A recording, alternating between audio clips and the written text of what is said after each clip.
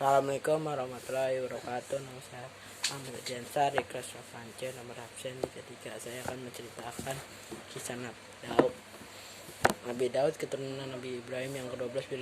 Dia dikenal sebagai seorang raja yang begitu kuat dan perkasa. Nabi Daud adalah dari Nabi Sulaiman, salah seorang nabi yang begitu kenal karena luasnya ilmu kerajaan yang dimiliki.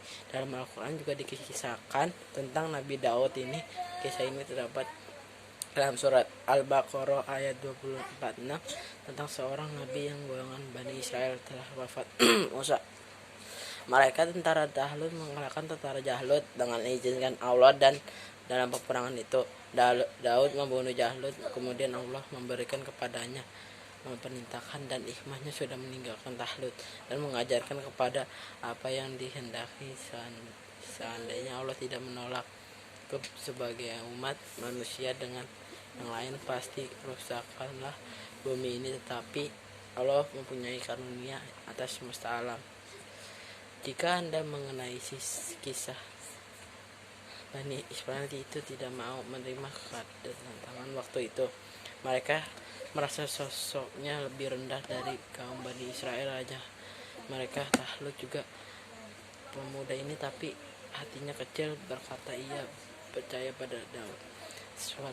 Suatu ketika Daud mereka terkenal lihat, ia lantas memerintahkan Daud cetakan terkenal lihat serta tangkat untuk memimpin pasukan. Berkat dijadikan pasukan berhasil memukul mundur Raja Zalim itu.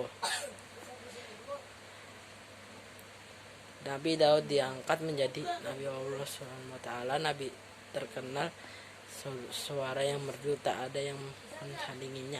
Inilah karunia rahmat Allah yang dicurahkan kepada dan menjadi mukjizat kenabiannya.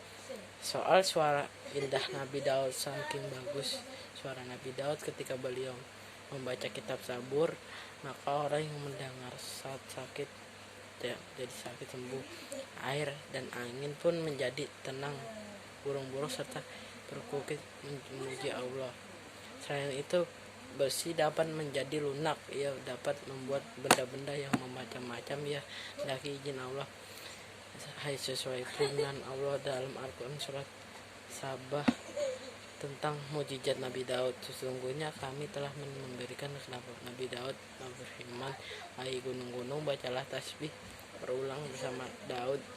Itu pula burung dan besi itu kami jadikan lunak. Hadapan buatlah serta tentukan salih, sesungguhnya melihat apa yang kamu kerjakan.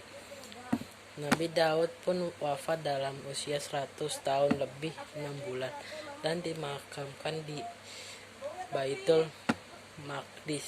Itulah kisah Nabi Daud, seorang nabi yang berkasa tetap baik hati. Kisah bisa Anda baikkan kepada anak-anak, jangan lupa serta hikmah dalamnya. Sekian dari saya. Waalaikumsalam warahmatullahi wabarakatuh.